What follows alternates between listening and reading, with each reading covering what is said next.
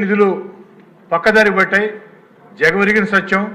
దాంట్లో ఎవరికి కూడా ఎలాంటి అనుమానాలు లేవు. ఇంకా బాధాకరం ఏమిటంటే, దురదృష్టం ఏమిటంటే, కేంద్రం ఇచ్చిన నిధులు కేవలం వాళ్ళు అడిగిన వివరాలు ఇవ్వలేక ఆంధ్ర రాష్ట్ర ప్రభుత్వం ఆ యొక్క కేంద్రం దగ్గర పెండింగ్ ఉన్నాయి. నేను రాష్ట్రం అంతా మాట్లాడటంలా నెల్లూరు రూరల్ నియోజకవర్గం గురించి ఒక్క సంఘటన చెప్పి ఆనాటి వైఎస్ఆర్ కాంగ్రెస్ పార్టీ ప్రభుత్వ దుర్మార్గాన్ని, ఆనాటి ముఖ్యమంత్రి జగన్మోహన్ రెడ్డి గారి దుర్మార్గాన్ని ఈ సభ ద్వారా ప్రపంచానికి తెలియజేయాలని చెప్పిన నా కోరిక.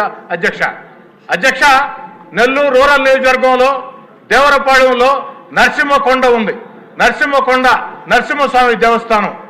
కలియుగ వెంకటేశ్వర స్వామి వైకుంఠం నుంచి తిరుమల వచ్చేటప్పుడు ఏదైతే భూలోకంకి వచ్చినప్పుడు తొలి అడుగు నరసింహకొండలో వేస్తే రెండో అడుగు కడప దేవుడి గడపలో వేసి తిరుమల వెళ్ళాడు. అంత ప్రసిద్ధి చెందినటువంటి పుణ్యక్షేత్రం.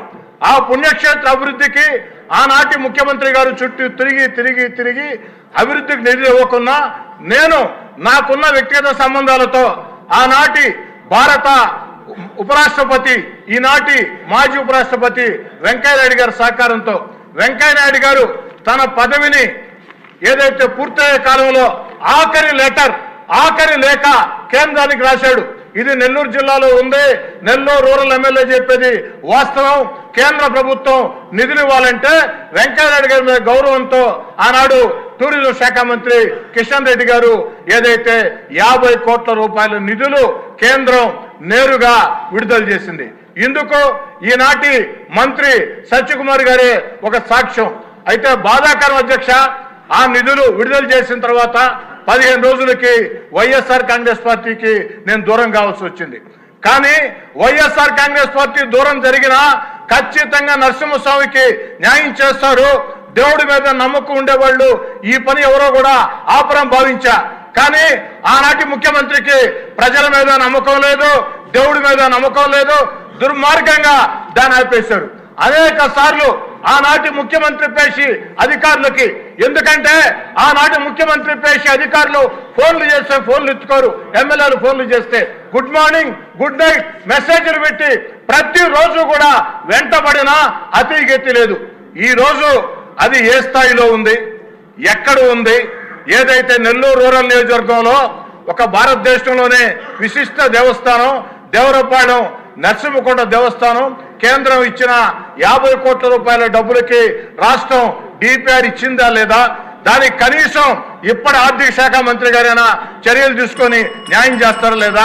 నా మాటలు ముగించే ముందు ఒక మాట అధ్యక్ష, నెల్లూరు చెరువు ఒడ్డున పవిత్ర స్వర్ణాల చెరువులో అమృత్ పథకం కింద ఆనాటి ముఖ్యమంత్రి చంద్రబాబు నాయుడు గారు 2014-19 ముందు, అదేవిధంగా పొంగూరు నారాయణ గారు ఎంతో చొరవ తీసుకుని నిధులు విడుదల చేశారు. ఎన్టీఆర్ నెక్లెస్ రోడ్ అని చెప్పని. కానీ కొంతమేరకు పనులు పూర్తయిన తర్వాత ప్రభుత్వం మారింది. ఆ పనులు ఆగిపోయినాయి. అయినా దాన్ని పూర్తి చేయాలని ఆనాటి ప్రభుత్వం ఎన్టీఆర్ గారి పేరు ఉంటే నిధులు విడుదల చేయదని నేను ఎన్టీఆర్ నెక్లెస్ రోడ్ మరియు గణేష్ ఘాట్ అని ఆనాటి ప్రభుత్వం తృప్తి కోసం అదనంగా పేరు చేకూర్చి అనేక ప్రయత్నాలు చేసిన తర్వాత టెండర్లు పిలిచారు. కాంట్రాక్టర్ టెండర్ వేశాడు. కాంట్రాక్టర్ టెండర్ వేసిన తర్వాత అగ్రిమెంట్ చేసుకున్నాడు. కానీ పనులు ప్రారంభించాల. ఇది ఎంతవరకు న్యాయం? నేను అడిగేది ఒకటే, అమృత్ పథకం రాష్ట్ర ప్రభుత్వం డబ్బు కాదు, కేంద్రం డబ్బు. మ్యాచింగ్ గ్రాంట్ మాత్రమే రాష్ట్ర ప్రభుత్వం. ఏదైతే నరసింహకొండ దేవస్థానం 100% కేంద్రం డబ్బు. అమ్మ పెట్టదు, అడుక్కు తిన్నదన్నట్టు ఈనాడు ఆనాడు చేసిన ప్రయత్నాలకి అడ్డం పడ్డారు. ఈనాడు ఈ యొక్క ప్రభుత్వంలోనైనా ముఖ్యమంత్రి గారిని, ఆర్థిక శాఖ మంత్రి గారిని, పొంగూరు నారాయణ గారిని ప్రత్యేకంగా కోరుతూ ఉన్నా ఆ పనులు మొత్తం కూడా పూర్తి చేయాలని చెప్పారు. ఎందుకంటే ఇవన్నీ యువ నాయకుడు నారా లోకేష్ గారు పాదయాత్రతో నెల్లూరు జిల్లాకు విచ్చేస్తే నెల్లూరు నడిబొడ్డున వేలాది మంది సమక్షంలో నారా లోకేష్ గారు నెల్లూరు రూరల్ నియోజకవర్గంలో ప్రజలకు ఇచ్చిన హామీల్లో ఈ 2 హామీలు కూడా ఉన్నాయి అని గుర్తు చేస్తూ వీటిని నెరవేర్చాలని కోరుచూ సెలవు తీసుకుంటూ ఉన్నా.